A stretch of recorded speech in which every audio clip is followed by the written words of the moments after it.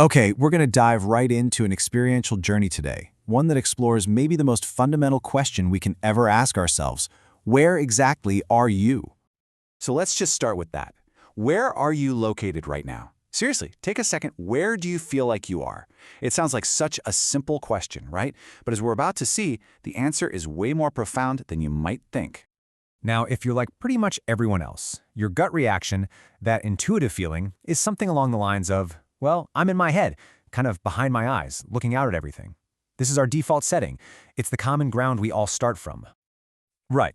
So this feeling, this idea of being a little person driving the ship from inside our skull, that's the default assumption. And it's the very thing we're going to investigate today. And you know, this isn't just some vague, hazy feeling. It's an actual thought that the mind produces and confirms, over and over and over. I am sitting in my head. And that thought creates this really powerful, really convincing sensation that I am locked into one specific part of my body. So what happens if we don't just take the mind's word for it? What if we actually challenge this super basic assumption? Well, that's exactly where we're going next. And here it is. This is the crucial question. Notice the little switch here? We're not asking where you think you are anymore. We're asking from where is the actual experience of your body, of your feelings, of the world? Where is it all coming from? This is all about direct experience, not just ideas.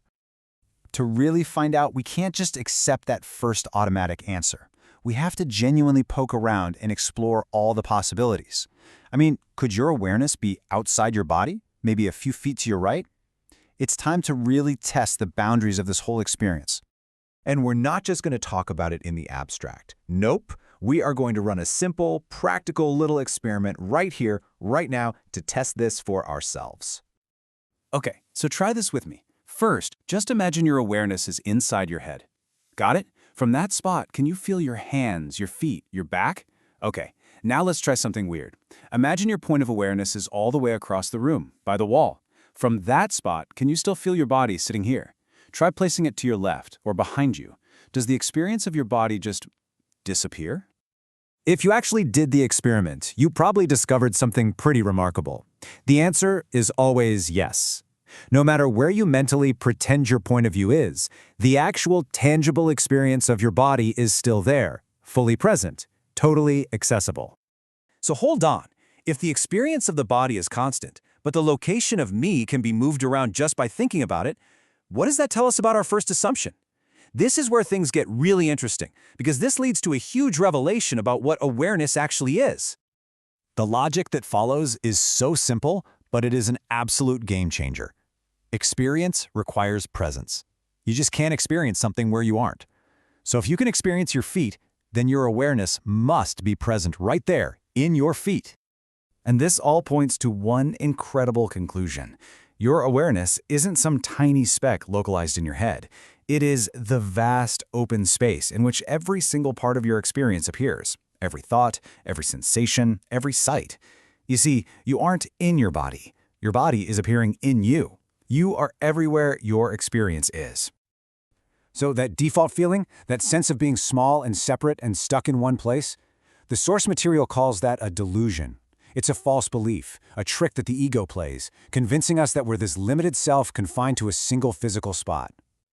And this chart just lays the contrast out so clearly. On one side, you have the ego's story, that you're limited, insecure, and localized. But on the other side, you have the actual nature of awareness. It's omnipresent, everywhere, it's unchanging, and it's always here, no matter what's happening. Okay, so this is all pretty mind-bending stuff for sure. But what does it actually mean for, Monday morning? How do we take this profound understanding and apply it to our regular day-to-day lives? This metaphor explains it perfectly. Think of it like this.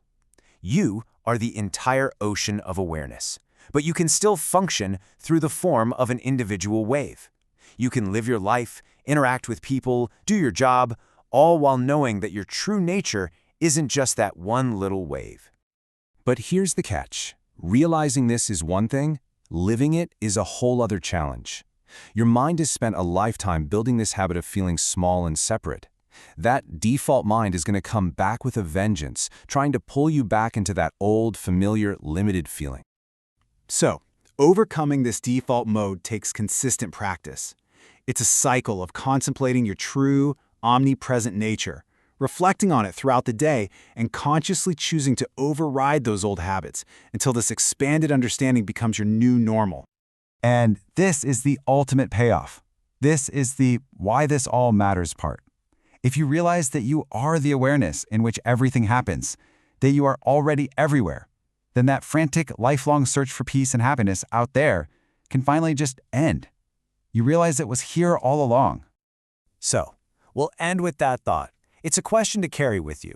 If your true nature is already whole, complete, and everywhere, what is it that you're truly searching for?